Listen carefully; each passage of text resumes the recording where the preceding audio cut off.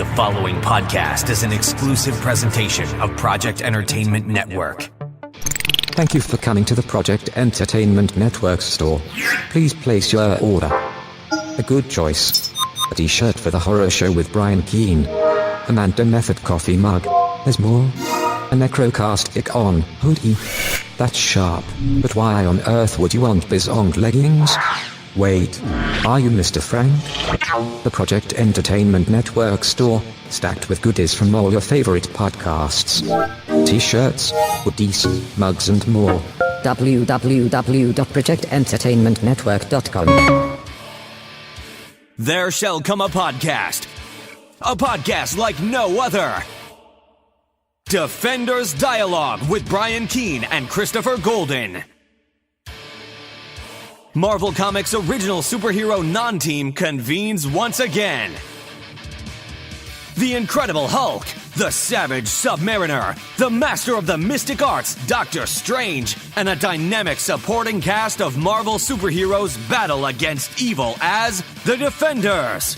Without further ado, true believers, here's your hosts, Brian Keene and Christopher Golden. Excelsior!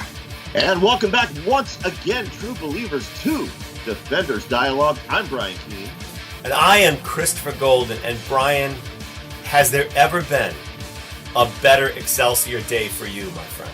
This is it. This is the culmination of our careers, Chris. 20 years, over 20 years in this business. This is the entire reason you got into this business, Brian. I mean, this is it. This for me personally, you're so overcome. You were silenced for a minute. What happened? I'm stunned, speechless, and there's not many people on this planet that can stun me into silence. But yes, Chris, who do we have on with us today? Well, we have on legendary Defenders writer JM, and we've been pronouncing his last name incorrectly, but only because he decided to change. Well, not to change it. JM, explain for us how you got from DeMatteis to I can't even say DeMatteis. it now. DeMatteis. So as I was saying when we weren't on the air, the authentic Italian pronunciation is DeMatteis. It came to the United States. It got squashed into DeMatteis. But when I was a kid, my father always said it's really pronounced DeMatteis. And I don't know. I think when my daughter was like 10. I mentioned that to her, and she was like, "That's it. I'm DeMatteis from here on in." And I went, she's right. That's the way it's really pronounced. So that's what I switched over to. But there are enough people that still know me as DeMatteis that I can't correct them with that. You'll go along with it. Right. Although Giffen was mispronouncing my last name for years. I think he was calling me DeMatteis for years, But that's he still does. Right. That's and honestly, he does like it Brian, intentionally now, I'm sure. I've given up trying to correct Brian on a lot of his pronunciations. Well, and so much of it comes back to, as we said on the show, the era we were reading these. We had no internet. Right. Things. So was it Kazar or Kazar, Magneto or Magneto, JM DeMatteis or DeMatteis? There you go. Yeah, you never know. Exactly. Well, my first question for you is... Now, let me say one more thing. Yeah. Okay. I'm going to have to probably make up half these answers because this was a long time ago. You know what I mean? So... No, that's good. The best thing about this show is that I don't want you to make up answers. I want you to say, I don't have a fucking clue. Oh, okay. But I just want to ask before we really get into it, if at any point listening to this show, if we've pissed you off. No, not in the least. In fact, I've been immensely flattered. These are old stories. I had just started at Marvel when I took over the Defenders. I was just starting, and I'd been at DC for like a year before that. And I hadn't done a story, most of the stories I'd done were like 10-page stories. You know what I mean? I think I did 2 full-length stories while I was at DC, working with great editors like Len Wein and Paul Levitz and learning my craft. And then Shooter brought me over to Marvel, and suddenly I was writing 3 full-length monthly books. And I was just like drowning for the first 6 months. So that there is coherence at all in these stories is astonishing to me, and that you guys have still, read them and appreciate them. That's incredible. So no, you haven't done anything to piss me off. Well, we'll work on that. I'm actually, being able to look back at these stories now, because I can be, as you guys know, as professionals, you look at your younger self and things you did, and you can sometimes be a harsh judge of your early work. And listening to you guys discuss it, it's like, oh, that kid, he knew what he was doing. He was okay. So I've actually appreciated it. Well, obviously, Brian, I know you have a lot of questions, a lot of things to say, but obviously, the best thing about those stories, I think, is that you were coming at it with that kind of enthusiasm where you were like, well, I don't really know what the hell I'm doing, but I'm going to have a good time. And all of the things that you did that were sort of rule-breaking, presumably because you didn't really, no one had said, hey, you shouldn't do this. And it was Al Milgrom was the editor, right? Al Milgrom was our original editor, and later on Carl Potts took over, yeah. Yeah, so, at least you had that opportunity to do all of this crazy shit, and nobody was preventing you from doing that. No, not at all. There was a tradition on that book, as you guys know. Especially, I share your enthusiasm for Steve Gerber. I mean, there are a few people that ever worked in this business whose work means more to me than Steve Gerber, and he created this tradition of weird shit on this book. So you don't go on to the Defenders to do traditional standard superhero stuff. Right. And what it allowed me to do was that was the book out of my early work at Marvel that became deeply personal. It was almost like doing a creator-owned book, except with Marvel's characters. It really meant a lot to me to get that book. That was like a thrill that early in my career to be writing the Defenders. And so it became very, very personal for me. And it was a personal book for me as a reader. I can't remember what episode, but we talked on the show about it was your depiction of Eric Simon Payne, Devil Slayer, that you finally broke the ice with my old man in talking about what he'd done in Vietnam. Yeah, that's amazing. I heard that, and that really touched me. Yeah. But that brings up, that's the other thing that was so great about that book, is that most of the characters were completely obscure. So when you're working with these obscure characters, you have freedom to do whatever the hell you want with them because nobody else cares. It's kind of like what Giffen and I did with Justice League, that we ended up with a bunch of C-list characters and made them our own. Right. So, you mentioned your appreciation of Gerber's run. Throughout your time on the series, you had callbacks to, Roy Thomas, Steve Gerber, even Ed Hannigan. Obviously, you were reading the book before you came on. Do you remember about when you discovered the series? I think I probably read it from the very beginning. I think I remember the original Marvel feature thing that Roy Thomas had done. And then, Steve Englehart had a great run. And was there someone between Englehart and Gerber? I don't remember. David Anthony Kraft, I believe, there for a little bit. Yeah. And I was reading it regularly. But it was Gerber's stuff more than anything that really, really hooked me with that book. But I loved everything that Gerber did in the 70s. I can't think of anything he did in the 70s that I didn't absolutely adore. You started out with Nebulon, which I believe was a Gerber character. Yeah. But quickly, you took the book into horror territory with the Six-Fingered Hand saga. Now, as you said, this was your first work at Marvel. You were still relatively new in comics. Yeah. And it was the Jim Shooter era. Did you get any editorial pushback regarding, like the use of Satan or veering that hard into the horror genre, or were they go ahead? Go ahead. How did they react to that? As I recall, I didn't get any pushback at all. What it was for me, it's really funny because I had just been at DC, and the way you broke in at DC in those days, they had the, quote, mystery books. They were really horror books, but they called them mystery books because they weren't allowed to call them horror books. House of Mystery, House of Secrets, Weird War Tales, all those things. So new writers would come in and you get a chance to write these 5 to 8 to maybe, if you were really lucky, 10-page stories, kind of Twilight Zone-y with a horror tinge. And so I had spent a year or so at DC up to my neck in, vampires and spooky stuff and monsters and all this stuff. So that was really, it was stuck in my head. So I think it was sort of a natural evolution for me when I started doing the Defenders to bring those elements in. And looking back, what I realized what I did was I sort of created Justice League Dark back before there was a Justice League Dark. Yeah, in a way, that's really, I think, the thing that got me so excited about your run early on was just this idea because, I was that kid, my brother read, was into the Hulk and, Avengers, and I was, Daredevil and X-Men, but also we both loved all of those Marvel horror characters.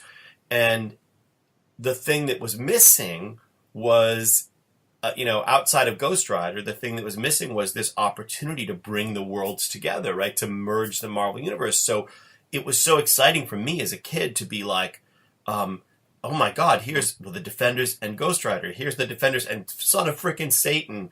And all of that story arc and having the Six-Fingered Hand, you're right, that laying the groundwork for Justice League Dark. And I'm surprised that there wasn't any pushback from that. The only pushback I got was, I guess, after Defenders 100, Shooter was uncomfortable with the idea that Satan was the biblical Satan. Now, how do you use Satan and have him not be the biblical Satan? I don't know. But I think they would probably get a lot of letters, complaining letters from like heavy-duty Christians who didn't want to see Satan in their comic books and stuff. He said, could you just do one line where he says, I'm not that Satan or something?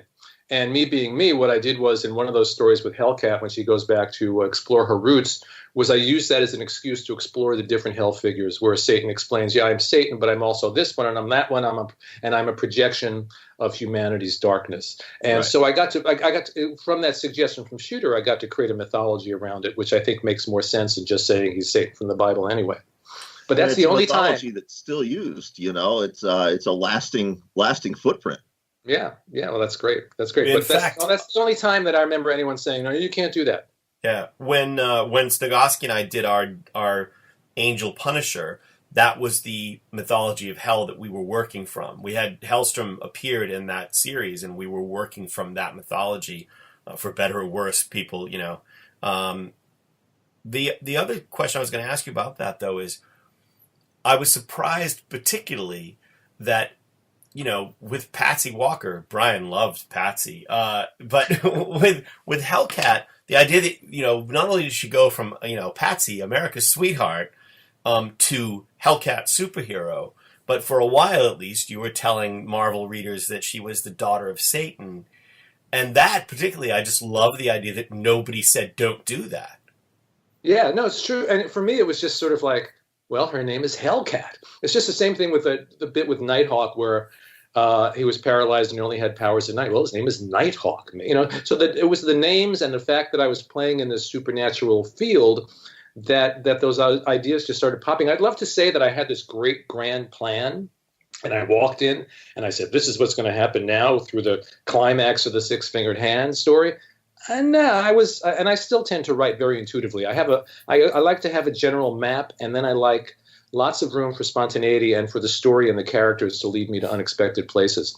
So when I hear you guys talking about these stories and all these plot threads that have been set up and then they pay off 6 issues later, I'm astonished. It's like, oh my God, the plot threads paid off. How did I do that? I didn't know. I was just like, okay, let's see what happens. I think you could have coached Chris Claremont, though.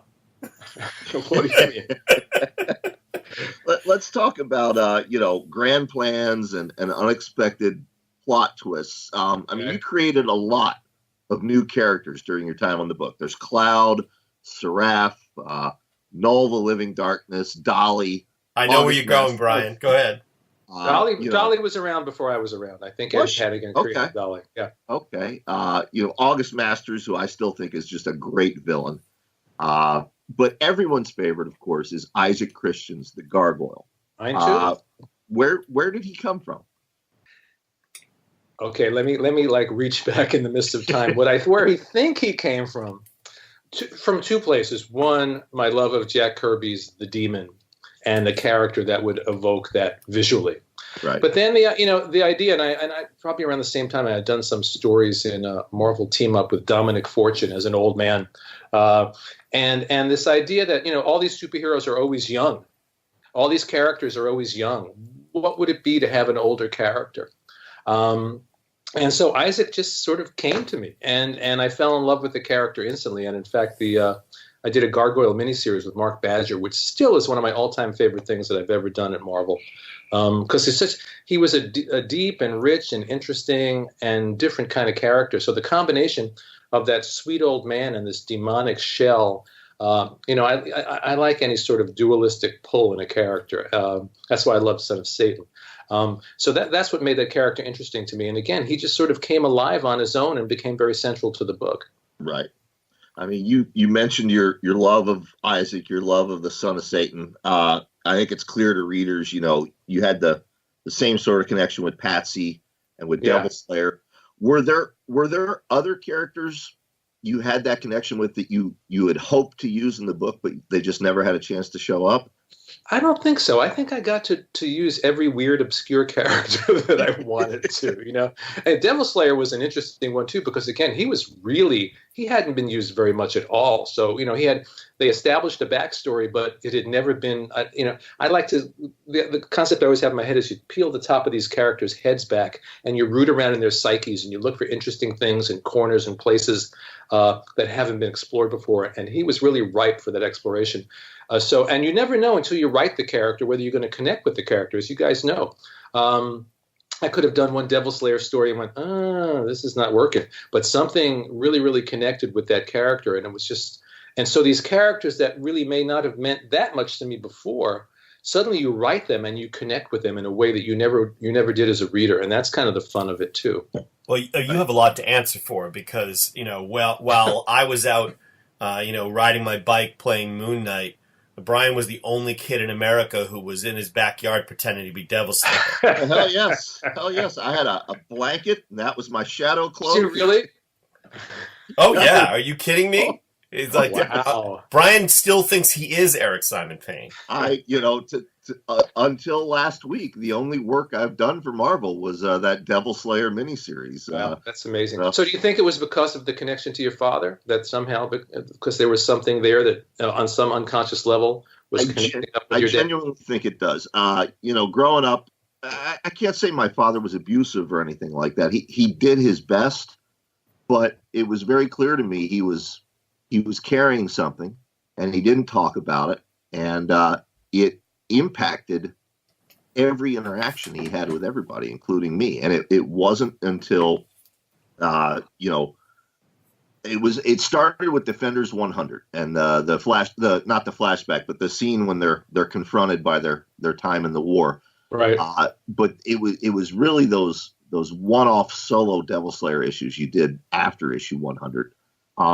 He happened to pick one up and he's flipping through it. He still thought of them as funny books and he'd hoped it was something I'd outgrow, but it inspired a conversation. And, it was sort of an icebreaker of sorts for that's fantastic. So yeah, I love that character. And it's just too bad Chris and I didn't live near each other as kids. Devil Slayer could have totally kicked Moon Knight's ass. No, my friend, because I was on a bike. Moon Knight never had a bike, but for some reason that was when I was Moon Knight. For some reason, well, he drove a cab, right? It's kind of he did, yeah, but that was as Jake Law. Anyway, well, let's not get all right. On a different subject, yeah. I'm curious if you ever read the Hellstorm series that came later, where Warren Ellis and previous to that, I can't remember, Raphael Neves, I can't remember, basically, picked up all the threads you laid down with Patsy and Damon and went super, super dark with it. Did you ever read that stuff? No, I was aware of it at the time because I think that was that when Marvel launched the Strange Tales line. I think was that supposed to be? Oh no, so, that was Satana. That was Satana that he was doing at the same time. Yeah, no, I never did read it. I was aware that it was out there, but I didn't read it, so I don't really know anything about it. He used the gargoyle in it, right? Yes. Yep. Used Gargoyle, Patsy, and Damon, and really picked up on those threads, and it's really twisted. But the interesting thing is, it's influenced enough that when I went back and, when we were rereading this run, there were events from that I thought were part of your run. Oh, that's funny. Yeah, so in your head. Yeah, in my memory. So, Well, let me also go back to Nighthawk for a second. So, you killed him. And I wonder, he's a character that for me, like, I love that character, but he's one of the few characters that had any kind of real prominence that Marvel, that you killed him and Marvel was like, yeah, that's fine. Well, what do keep you in think? mind that it's comics. Nobody stays dead. I mean, I killed Aunt May. She was back in 15 minutes. So what do you? That might have something to do with it. What's that? That might have something to do with the fact that no one takes deaths in comics very seriously. But see, back then, I got to disagree. Back then, we did. Because there wasn't so much of it. It was Jean Grey and Elektra and Nighthawk. That's true. That's true. Well, then I'll change my story and say nobody really gave a damn about Nighthawk. I don't think he was ever considered a major character. He was major in the Defenders. Right. And I liked the character because Gerber had done such interesting stuff with him. That Nighthawk's Brain story, which I haven't read probably since it came out, but it stayed with me all these years, Right. And in fact, one of the very first things I did at Marvel was that Marvel team up with Nighthawk, which was basically picking up on some little 2-panel sequence that Gerber had written and expanding it into a 22-page story. Which the kind of things that I find that in the beginning of my career, I was obsessed with. Like, I love that thing that happened between panel 2 and panel 3 in issue 32. I'm going to write a story about that. And I got over that pretty quickly, though. No, but did he die because you were just sick of him? I don't remember why he died. It probably just, again, I tend to follow these stories intuitively, and sometimes they surprise me. I might not have even planned for him to be dead. It might have just happened. And I was like, don't you know, as writers, that's the best moment you're writing, and it's like, I didn't know that was going to happen. Yes. Oh, yeah. And then you're like, it's great. So your story is, I always liken the story to like you're on this horse, and you have this goal, and it's like 10 miles straight ahead, and you get on the horse and you start galloping. Go that way. And the horse immediately starts pulling you off in another direction, and you keep trying to steer it back that way. And you realize at a certain point, you got to let the horse go where it wants to go, because going the other way is not what it's about. So the horse gallops off into some surprising direction, and you find yourself in a completely new landscape and in a place you never expected to be. And that's what writing is all about. Well, and the best thing about that is the reader can't possibly know where you're going when you don't know yourself. Exactly.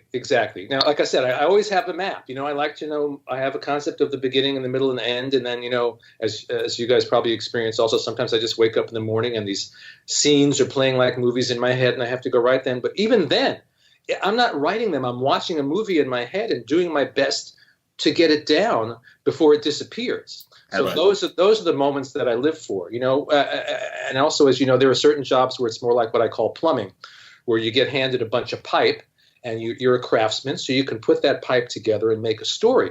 And that there's a skill to that. But those moments when the story just takes over, when you're watching mind movies, when the horse is galloping, whatever metaphor you want to throw out there, those are the moments that I live for. In thinking about Nighthawk's death, I'm thinking about my reaction as a kid reading that.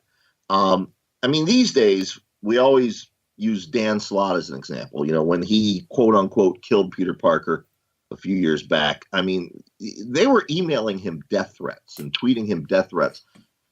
What did you get in the letters pages of the Defenders? Was there a blowback to that? How dare you? Not that I recall. No? People had actually, first of all, they had to sit down with a piece of paper and a pen or sit at a typewriter and actually write a letter. So that took a lot of effort. Yeah. The trolls that we have today. Right.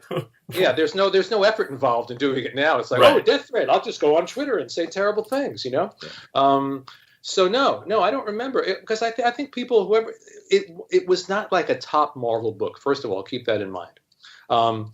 Defenders was always a lower tier book. That's another reason why I had freedom to do whatever the hell I wanted. And, Milgram and Carl were like, okay, go ahead. Right. If I was trying to do that with the X-Men or the Fantastic Four, it might have been very different. And I think the people that were into the book and they were ready to go on the ride. Right. So, no, I don't remember anything like that. I very rarely have had, if the people that hate the stuff usually don't tell me. And the people that like it do. So that's kind of nice, You mentioned the freedom to do what you want because it was a lower selling title. As a writer, I'm curious, as we already talked about here, horror was a big part of your run, but there were also, science fiction stories, Right. Romance, comedy. Hell, you worked quantum theory into there.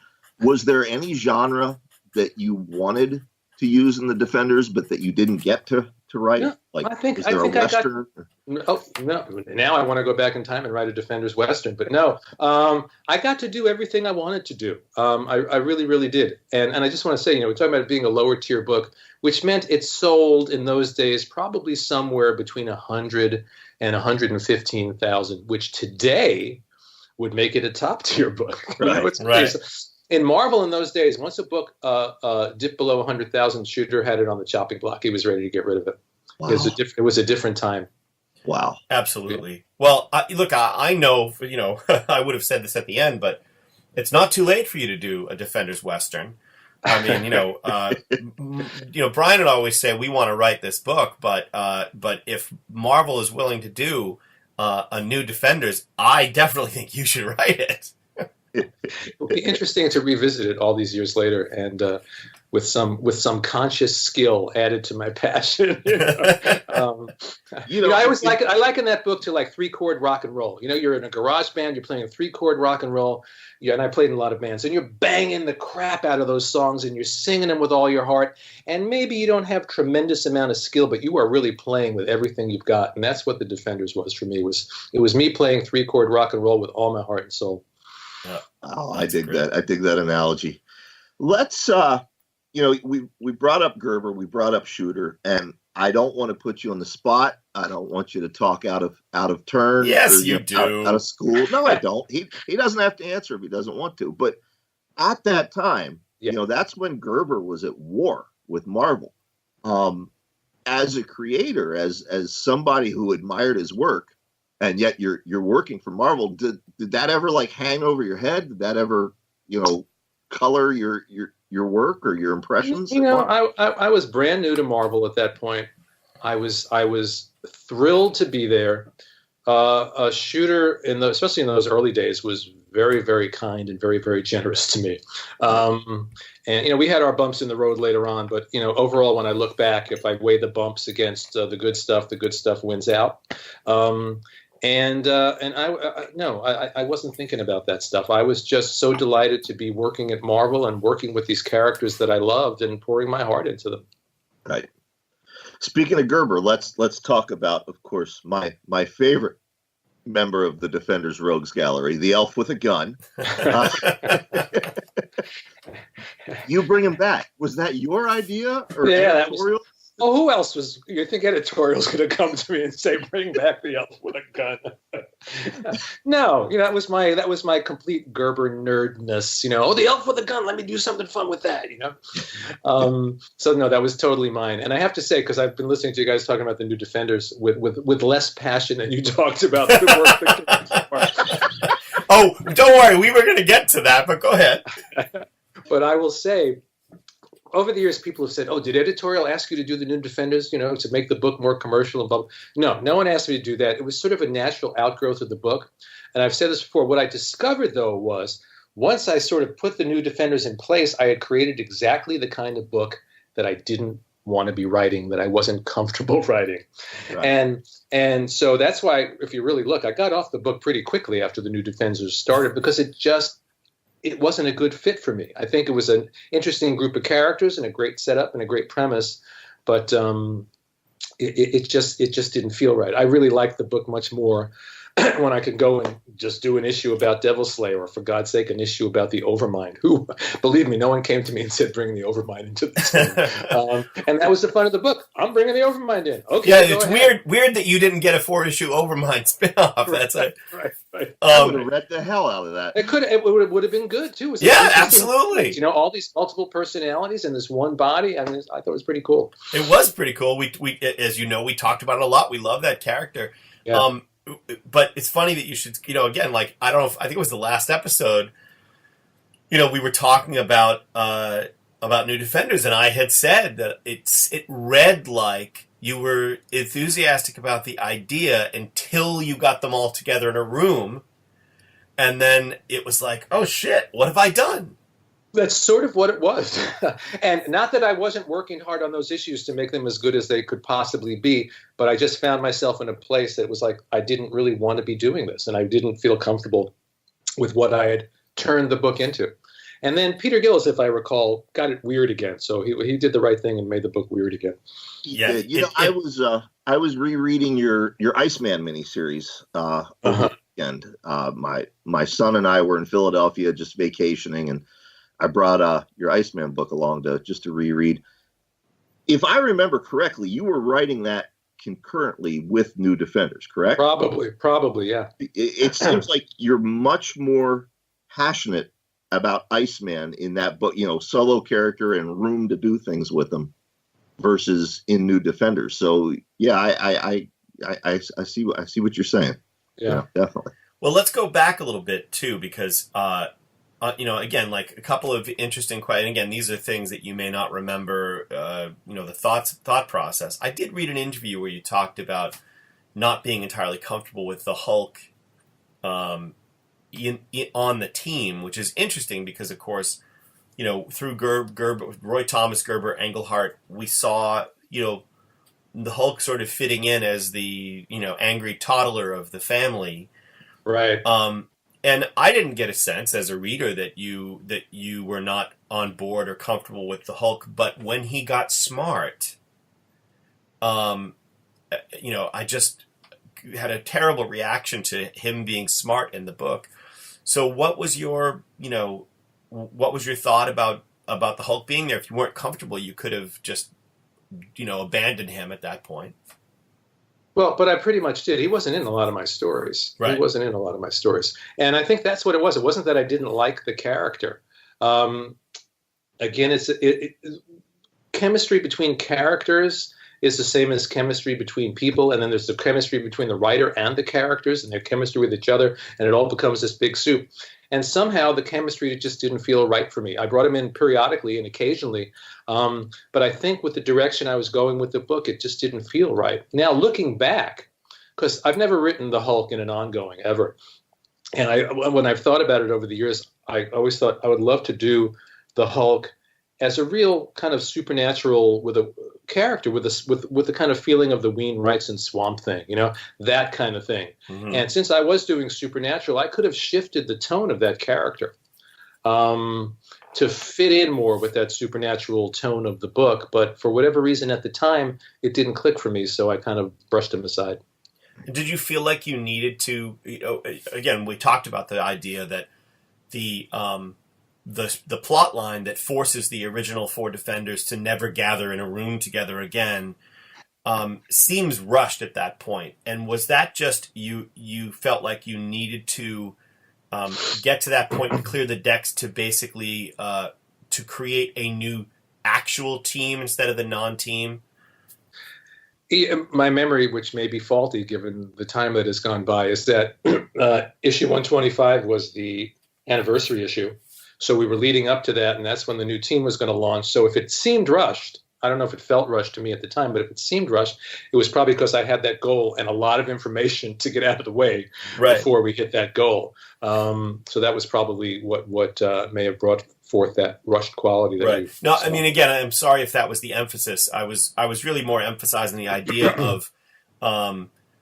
of this idea of forcing the originals to never gather together again, so that you couldn't rely on them story-wise. So the New Defenders had to stand on their own. Right. Yeah. It was very much that. It was a big clearing of the decks and really changing the tone and focus of the book and kind of getting a big broom and sweep. Patsy and Damon went away and did their thing. People were leaving, and then we were going to we could have really started that book with number 1 instead of number 125 at that point. Right. And it might have been better had they. Now, if they were doing it now, it would absolutely be started with number 1 with 47 different covers, Yeah. One of the fun things about reading those old issues is reading letters pages and things like that. And, I remember there being this, the survey of which characters readers wanted to see. And most of those characters did end up appearing either long-term or short-term in the book. But I also thought it was really interesting that you had Vision and Scarlet Witch in there, and then you get to that moment where the Beast says, "Hey, join the team." And they're like, "No, we're good." And I don't remember if it was a letters page or in one of the introductions to one of the collections, that you didn't know that was going to be the answer until they answered it. Right. Well, good to know that I'm consistent all these years. It goes back to what I was saying about about the characters leading the way. I probably didn't. I probably was thinking, oh, there's a good chance they're going to join. Oh, isn't that great? And oh, they don't want to. Well, isn't that interesting? So it probably happened just that way. Yeah. It just happened with a story I was working on the other day. I had this one character that I thought for sure was going to live at the end of this particular arc, and then I guess he's going to die. I didn't know that, And that again, that's the best part. That's really the best part. We've talked about Gerber's influence on you, and on the show we've talked about the obvious influence of H.P. Lovecraft, Dr. Seuss, the Beatles. Right. You cast a wide net, which I think Chris and I both, as fellow creators, we appreciate. Were there any others that influenced you throughout your run that maybe we didn't pick up on, looking back? All I can think is just, all the writers that I love probably had some influence on me in some way, It's funny that you mentioned Lovecraft. I probably have read one Lovecraft book in my entire life. But, Really? I think the Lovecraftian mythos is sort of in our collective consciousness. Right. Yeah. It so permeates the culture. That those of us that work in this field, absorb it anyway. I remember reading some Lovecraft when I was a teenager, but that's about it. Ray Bradbury probably in some way, Rod Serling in some way. But, for that matter, maybe, Dostoevsky and J.D. Salinger too. Whatever we read, whatever we take in, is going to come oozing out of our pores in some way, and often in stupid and awkward ways, and sometimes in really brilliant ways. But that's what makes us who we are. And then, of course, that all gets filtered through our own lives and life experiences and perceptions and passions, and then it ends up on the page. And the Defenders really was that for me. It was, in a lot of ways, it was a rehearsal for doing something like Moonshadow, which was the first major creator-owned project they ever did.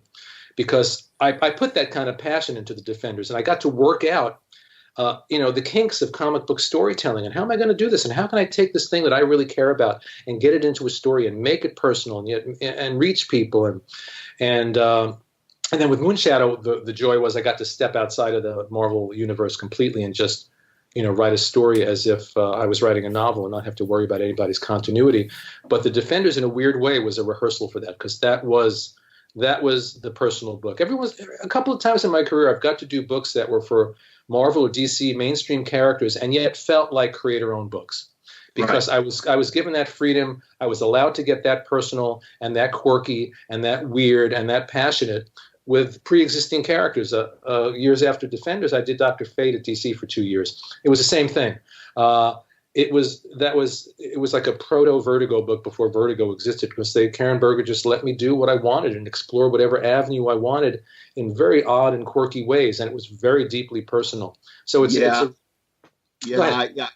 would recommend that to. I mean, we haven't talked about your Dr. Fate run on this show, but listeners out there, absolutely. It's a must read. I don't know if DC's collected it or not. They have never collected it. There's a few things in mine that haven't been collected that I kind of scratch my head and say, okay, why? Well, it's funny. I mean, your run on Dr. Fate is the entire. I did a 5-issue Dr. Fate miniseries for DC, and that's the entire reason that I did Dr. Fate, or that I wanted to do Dr. Fate. Wow. Oh, that's great. But let's go back for a minute, because you mentioned Moonshadow, and I wanted to talk about some of it, because that was it was a really fertile time for Marvel and DC to begin to allow, and other companies obviously to begin to allow some creator-owned. That was part of Marvel's Epic line. It was 85, 86, around there.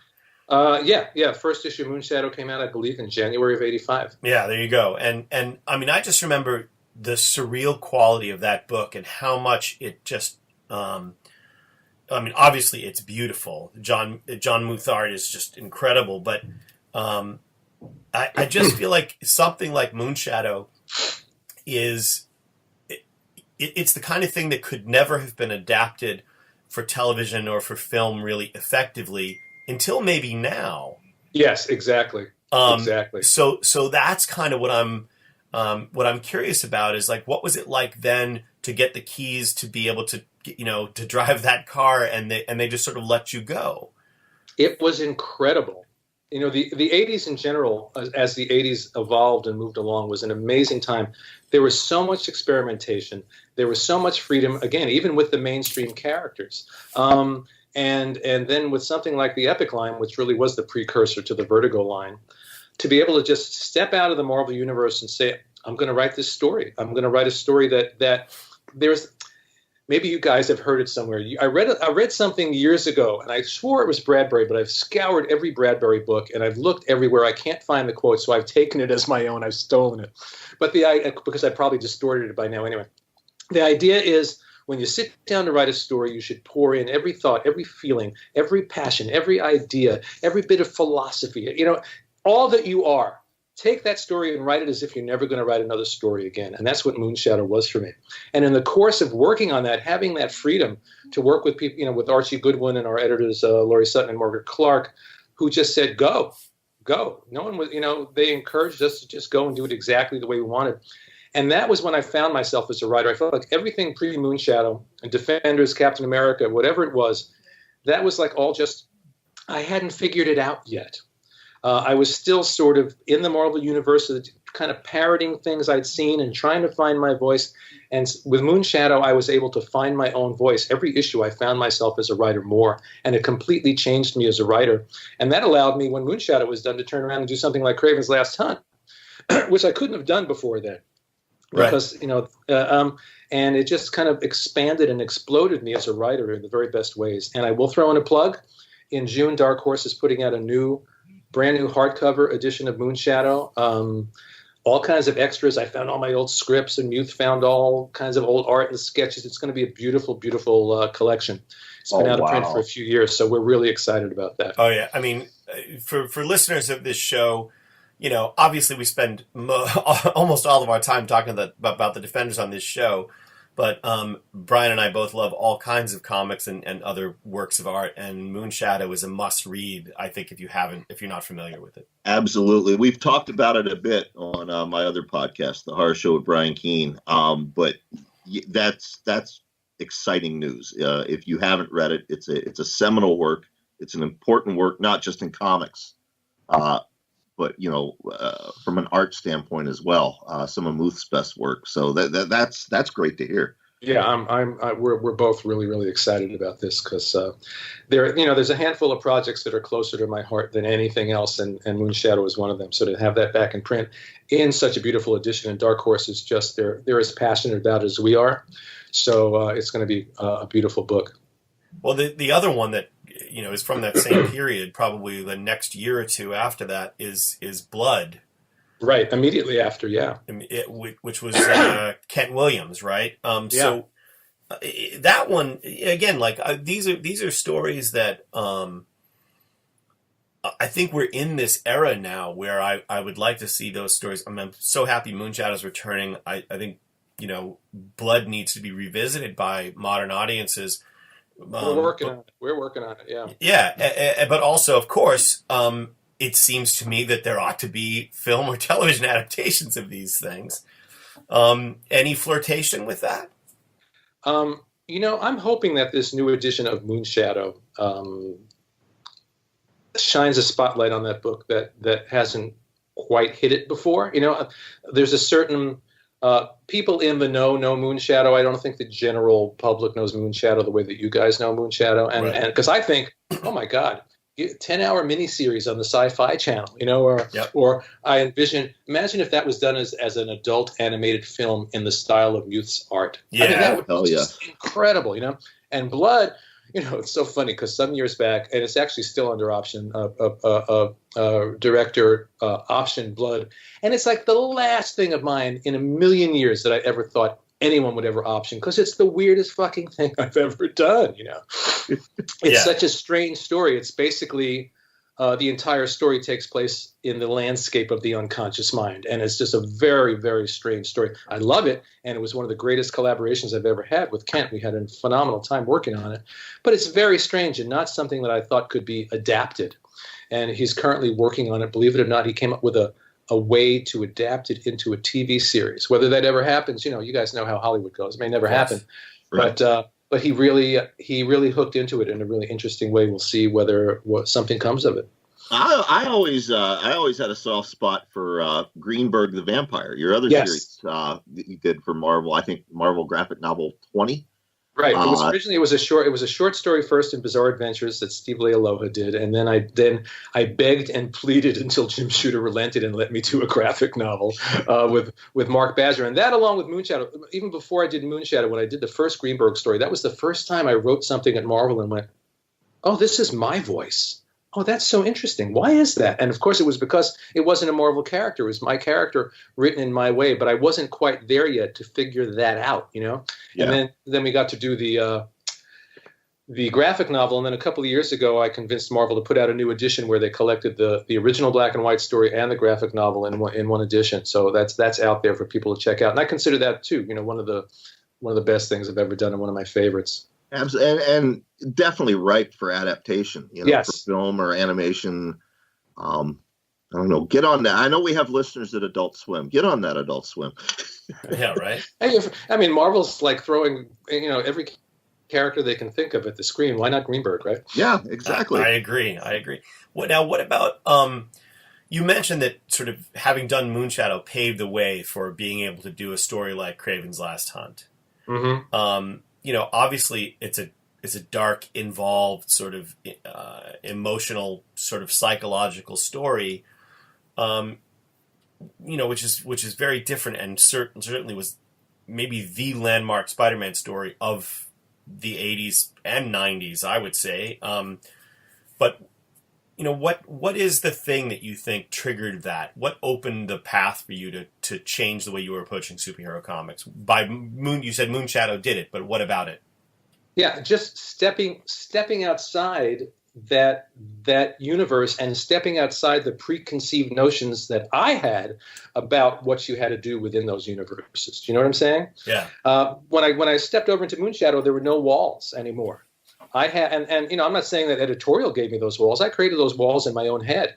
And so when I stepped back in to do something like Kraven, I stepped back in without any walls as well, and with that level of freedom, and with that level of personal quality and passion. And I think that's what it was. And it was an idea I'd had for a few years in different forms. I originally pitched it as a Batman graphic novel, believe it or not. But the timing was perfect, if not for me, for the story, because I was going through one of the most miserable times in my life when I wrote that story. So all the pain in that story is very authentic. And I think that's one of the reasons why that story still resonates, because readers respond to authenticity. So everything that each character in that story was like a different aspect of my psyche. Peter buried alive, Vermin living in the sewers, Kraven losing his mind. That was all me. That was all aspects of what I was going through at the time. And I've said before, had I written that a year before or a year after, it wouldn't have had the same resonance. But I was writing it right in the center of a very personal hell, and it was to the story's benefit, if not mine. So it's interesting, actually, because then you follow that. You're going through that, personal drama. Drama is the wrong word, but the pain that you were going through. And you channeled it through Kraven's Last Hunt, but then you went into probably the lightest thing you'd ever done up until that point, which was working with Keith Giffen on Justice League. Yeah, and there was a period where it overlapped. I think probably when I was working on the later issues of Kraven, I was starting Justice League, which is, and when I think back and think, I was writing both those things at the same time. I mean, totally, they're night and day. But it probably helped keep me sane, Yeah, but that's one of the things I've really enjoyed about my career is the ability to jump around and do different things, to be able to do something personal like Moonshadow, to go into the Marvel universe and explore a psychological story like Kraven. The stuff I've done with Keith, which has just been such a delight, and a whole separate it's almost like another career on the side that I have just with Keith. I've done autobiography like Brooklyn Dreams. I've done kid-friendly stuff like Stardust Kid and Nevada. And then, of course, the TV and animation work that I've done. I'd like to do a lot of different things. And I think if I'd only done just one thing, if I was just like a mainstream superhero guy, I think I would have burned out a lot more quickly. The fact that I've had the freedom to do a lot of different things, and as writers, it's not that someone gives you the freedom; you create the freedom to do those things. People don't come to you and say, "Do something new and different." You have to find that challenge for yourself. But that's what's kept me going all these years, and why all these years later I'm still busy and creative and happy. Well, now I have a question. You brought up collaborating with Keith. I too have collaborated with Keith. Solidarity. I feel your pain. But I mean, it's a strange combination of pain and delight, isn't it? Yeah, it is. But as well as I do, you can be having the worst day in the world. If you get on the phone with Keith, you're going to be laughing 5 minutes into the conversation. Well, it's like you don't even have to say anything after hello. Yeah, he goes off, and that's it. You get your morning performance, and you're entertained, and then you can go into your day. Right, but as one thing we have not yet covered on the show, but we will. You return to the Defenders with Keith for Defenders Indefensible. Yes. Tonally, it's so. It's along the lines of your work on Justice League and Justice League 3000 and Scooby Apocalypse. Right. As a writer, was it hard for you to switch gears like that, returning to the book, or had enough time passed and you're with Keith? Was it not something you thought about? Yeah, no, it was when I was working with Keith and Kevin. Once we get together, there's a mind meld, and there's that thing that we do. And I always say, and I don't even mean this as a joke, I don't care what the book is when I'm working with those guys. It could be Millie the Model. I wouldn't care. It's the collaboration. They could give us anything, and we'll do what we do, and we'll have fun doing it. So going to the Defenders, you suddenly step into our own little universe. It has nothing to do with the Marvel universe and what came before. Just like I really think about our Justice League. There's the DC universe, and there's our little universe over in the corner where we did our thing, and those characters exist in their own glorious isolation over there. So no, it wasn't a problem at all. It was just fun. Okay. I just have a couple more. You mentioned your scripting animation and all this stuff, and I find it really interesting. What would you say is the best time you've had? And I look at the things you've done. A lot of them are DC related or otherwise comics related. The Justice League Dark animated film, the Constantine animated series, all of that stuff. Of course, we did talk about the connection between your Defenders run on Six Fingered Hand and Justice League Dark. What do you think is the most you of all of the stuff that you've done in animation? Wow, that's an interesting question because, writing for TV and film, and it's very different. Comics, there's so much freedom to just be you, right? Yeah. And working on these other projects, and it's great fun. I love it because writing is an isolated thing. I take off my sort of personal vision hat and I put on my collaborator hat. Because you're working with a group of people, it's always going to be with a group of people, and ideas are flying. And and sometimes you have the freedom to make it personal. Sometimes, kind of going back to what I said before, they're handing you a lot of pipe. They've got the pipe already. They know the sink that they want. I don't mean that in a demeaning way either. And the challenge is to put that pipe together in a really interesting way and bring as much of yourself to the table as you possibly can. What I enjoy is that collaboration and that back and forth, working with guys like Jim Krieg and Alan Burnett and, that whole team there at Warner Brothers. And Constantine was done through CW Seed, so I was working with a really great group of people at the CW, and David Goyer was involved. And it was just, it's great to work with a new group of people and to have those ideas fly back and forth. I think that Constantine movie, which came out on DVD, first it was done for CW Seed, but it came out on DVD in October, was one where I really got it felt much more personal to me. We adapted it from a graphic novel, but I was allowed to bring a lot to that, and I think it's maybe one of the best reflections of what I wanted to do being translated to the screen of anything I've done.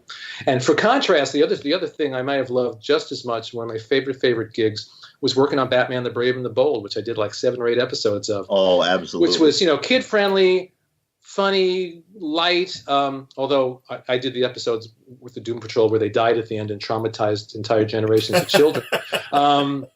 And then there was another one where Red Tornado had a son and then had to do a mercy killing at the end and kill him and turn him off, But I loved working for that show. And Michael Jelenic and James Tucker, who were the producers, were just phenomenal guys to work with.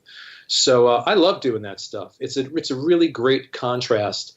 If I want to go and be profoundly personal and have my vision and tell it exactly in my way, I can do a creator-owned book. I have a book that just came out now for Karen Berger's new line at Dark Horse called The Girl in the Bay. As personal as it's going to get for me. That was my last question. So can you tell us about that book? Yeah, absolutely. It's first of all, I'm really grateful. It came out last week, and the response has been phenomenal. Partly because Dark Horse actually promotes their material. Can you imagine that? Something we don't see all the time. The premise is it starts in 1969. An 18-year-old hippie of the era. Wild spirit drug taking, and it takes place in Brooklyn on many of the same streets I grew up on and Karen Berger grew up on, and that's part of the fun of it. And one night she goes out with her friends to a bar. She's dropped some acid. She meets a guy. They go out. They're in Sheepshead Bay. They go out to the docks. She thinks for a little romance.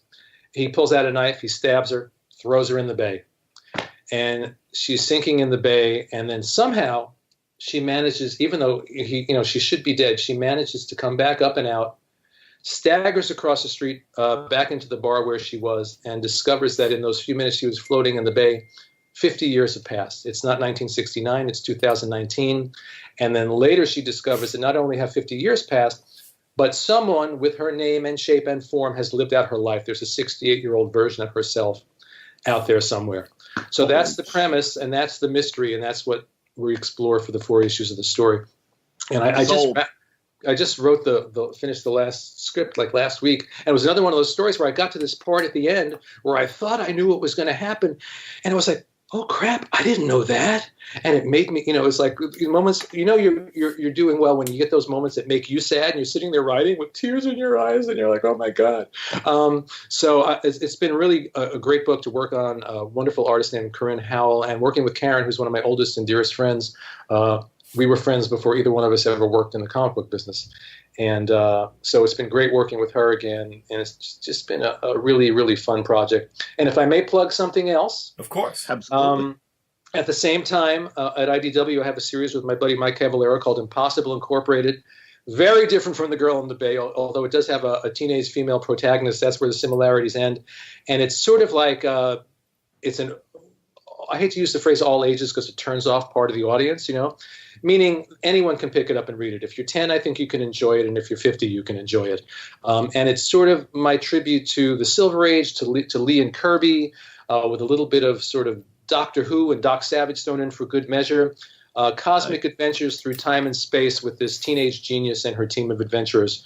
And it's another project that I'm really, really happy with and very proud of that's out right now. So very cool. Excellent. I will definitely pick that up for my 10-year-old. He's met you. He knows. That's right. I remember that. He knows you as the guy who signed Batman and Spider-Man for him, and of course the guy who wrote those episodes of Brave and the Bold that traumatized him. Oh, come on, Brian. Your son was never going to grow up to be anything but traumatized. Not for nothing. Let's remember when he was 4 years old, 5 years old, he pitched a Wannabeast miniseries to Dan Didio at DC Comics. Did he really? Yes, he did.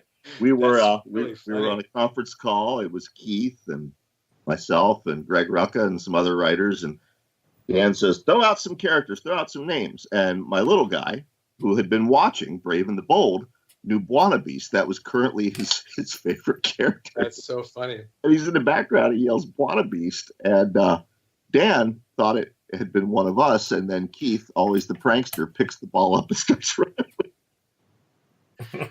Well, that's the genius of Keith, though. You could hand Keith any character in the world, and he would turn it into something interesting. Absolutely. We joke about Keith, but the truth is, he is one of the most brilliant creative humans in any area of the arts that I've ever met. He's amazing. He's really, really amazing. Agreed. So, and you're no slouch yourself, sir.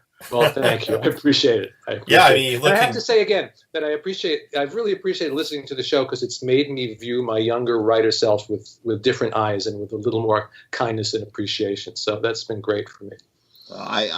We've said it on the show, and we'll say it again here. I know I'm speaking for Chris as well as myself. You and those early works are a big part of the reason Chris and I are both doing this for a living today. So, and that is amazing to me. And I was just talking about this with somebody. To hear one person say something like that is worth an entire career, and I really, really mean that. That my work could have impacted you in any way that helped shape you as a writer is an amazing thing, and I don't take things like that for granted. Yeah, and I think that's a lesson that we all learn. I mean, I always say that everything that you do is somebody's favorite. Yes, and so I look back. I look back on some of the things just as you do that I've done, and sort of mentally dismiss them until I'm reminded by some reader that it made an impact on them, that it made a difference, that this is the thing that made them want to read more, or whatever it is, and so yes, I echo Brian's thoughts. I mean, just the level of enthusiasm and excitement, also to just see the thing that you wanted as a kid who loved both sides of this thing, to see the superheroes and the supernatural come together in that way was a huge impact on the way that I started thinking about the stories I wanted to tell. Wow. So anyway, all right. Well, Brian, here we are, the day you've waited for. Also, we still have yet to cover the Gargoyle miniseries, but we will.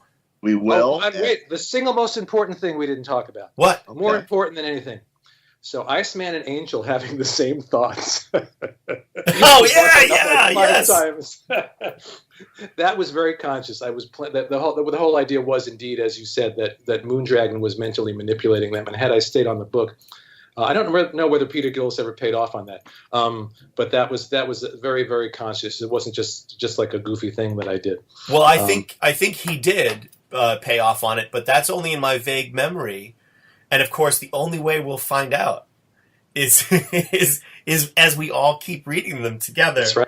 And, what a great transition! What a great transition that was. And we're going to eventually have Peter Gillis on the show when we wrap up the events of all of his writing to come. Absolutely. And when we get to Defenders Indefensible, I think we ought to have Mark back and have Keith on. And we'll just say hello, and then Keith will start. Let Keith talk, right? Yeah, we'll have That sounds good to me. Here as I choke to death. J.M. DeMatteis, we thank you so much for taking the time with us. And I just want to remind folks before we end here, if you enjoy this podcast, you may also enjoy Three Guys with Beards. That's a show that Chris does every week with authors Jonathan Mayberry, James Moore, and a rotating cast of guest hosts. You may also enjoy the Horror Show with Brian Keene. Both of those are available wherever Defenders Dialogue is available, courtesy of the Project Entertainment Network. You know what I say, Brian? What do you say? I think we should let JM say it. Yes. Oh, okay. Excelsior! Exactly. I got goosebumps. Excelsior, true believers. You're listening to American Top 40. More tragedy in the news today. Kim Kardashian has a new baby. What the hell? There's nothing good to listen to. Hey, wait, what's this? You gotta roll that out. See, it makes me do weird things. I don't like it. God damn it. I'd be going down on myself? Shit. Hey guys, it's Bill, Mick, Maya. and Junior from the Unsupervised Podcast. Check us out every Thursday on the Project Entertainment Network. Take a break from the stress of the world and come have a laugh with or at us. Bill.